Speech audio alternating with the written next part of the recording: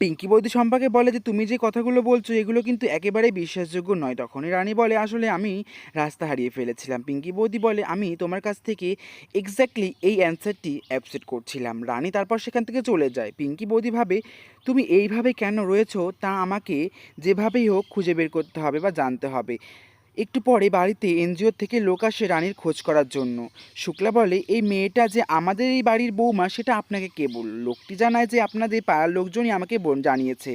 তারপর শুক্লা বলে আমার ছোট বৌমা এই পৃথিবীতে আর নেই। সেই মেয়েটি কথা বলেছেন সে হয়তো আমার ছোট বৌমার মতো দেখতে। আপনার কাছে কি ওই মেয়েটার কোনো ছবি আছে? তারপরে ছবি চাইতেই লোকটি ছবিটা বের করে এবং বাড়িতে সবাইকে দেখায়। এদিকে পিঙ্কি বৌদি যে খেয়াল করে যে দেখে শম্পা তো কাজে মনই নেই। শম্পার গোটা মনটা এই দিকেই পড়ে আছে। দুর্জয় তারপর সেই ছবিটা দেখে। বাড়ির সবাইকে বলে এই মেয়েটাকে তো হুবাহু রানীর মতোই দেখতে লাগছে। রিতম বলে রানী তো এই পৃথিবীতে আর নেই, হতেই পারে দুটো মানুষ একই রকম। লোকটি বলে ওনার নাম হলো অনামিকা সেন। আমরা ওনাকে অনেকবার ট্রাই করেছি কিন্তু উনি কোনোভাবে আমাদের ফোনটি রিসিভ করেনি। তারপর জেঠুমণি বলে আমরা 4-5 দিন আগে আমাদের এই বাড়ির ছোট বৌমাকে হারিয়েছি, দয়া করে আমাদের আর তার কথা বলে আঘাত করবেন না। এদিকে দুর্জয় সেই লোকটিকে বলে ওনার ফোন নাম্বারটা আমাকে একটু দিন তো। রানী ভয় পেয়ে যায়। এদিকে সে ফোনটাকে অফ করতেই ভুলে গেছে। তারপর ইশারা করে রিতমকে সবার আগে ঘরে গিয়ে ফোনটাকে সুইচ অফ করতে বলে। এদিকে পিঙ্কি বৌদি দাঁড়িয়ে দাঁড়িয়ে সবটা দেখতে থাকে যে রানী কিভাবে রিতমের সাথে কথা বলছে। এরপরে রিতম রানীর ঘরে গিয়ে ফোনটি সুইচ অফ করে দেয়। দুর্জয় বলে মেয়েটা ফোনটা রিসিভ করলো না। ঠিক আছে, এই নাম্বারটিকে আমি ট্রাস্ট করে এই নাম্বারটার লোকেশন জানার চেষ্টা করব। এটা শুনে রানী অনেক টেনশন করতে থাকে। অন্যদিকে অনিশা যে কিনা আগে থেকেই সবটা জানে, দুর্জয়ের ফোন থেকে সেই ছবিটা দেখে বলে কি এই মেয়েটাকে তো হুবহু রানীর মতন দেখতে লাগছে, তবে কি রানী বেঁচে আছে? পিকলুও তো এখনও বেঁচে আছে। অনিশা তারপর দুর্জয়কে বলে তোর কি মনে হয় বলতো, রানী কি বেঁচে আছে নাকি রানীর নাম ইউজ করে আমাদেরকেও ট্রাফে ফেলার চেষ্টা করছে? অনিশা আরও বলে যে দেখ, রানীর নাম তো আমাদের হসপিটালের সঙ্গে জড়িয়ে আছে, সেহেতু আমাদেরও একবার খোঁজ করে দেখতে হবে।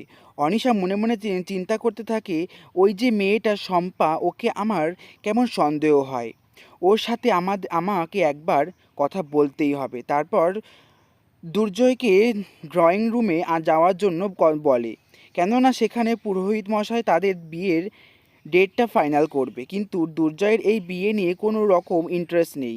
সে সে বলে ঠিক তোর ইচ্ছা হচ্ছে তুই যা, আমার একদমই ইচ্ছা নেই। এদিকে ড্রয়িং রুমের বাইরে দাঁড়িয়ে রানী মনে মনে ভাবে তোমার দুর্জয়কে বিয়ে করার অনেক শখ, তাই না? আমি তোমার পাখনাগুলো ছেঁটে দেব। এদিকে পিঙ্কি বৌদি রানীর পেছনে দাঁড়িয়ে রানীকে বলে তোমার খুব ইচ্ছা করছে বিয়ের কার্ডগুলো কেমন হয়েছে তা দেখার জন্য, তাই না?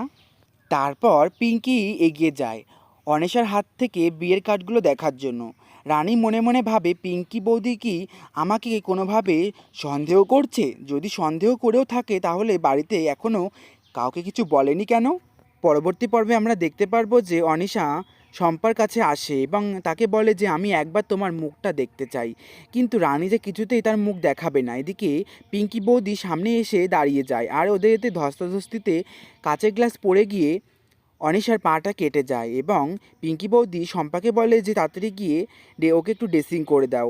আর সেই সুযোগেই অনিশা রানীর ঘোমটা সরিয়ে যেটা দেখতে পায় সেইটা দেখে অনিশা তো পুরো চমকে যায়। আর এভাবেই আজকের পর্বটা শেষ হয়ে যায় বন্ধুরা। ভিডিওটি কেমন লেগেছে সেটা কমেন্টে জানিয়ে, ভিডিওটি ভালো লাগলে লাইক কমেন্ট শেয়ার করে দিও, চ্যানেলটি অবশ্যই সাবস্ক্রাইব করে রেখো আর বেল নোটিফিকেশন অল করে দিও, সবার আগে নোটিফিকেশন তোমার কাছে চলে যায়।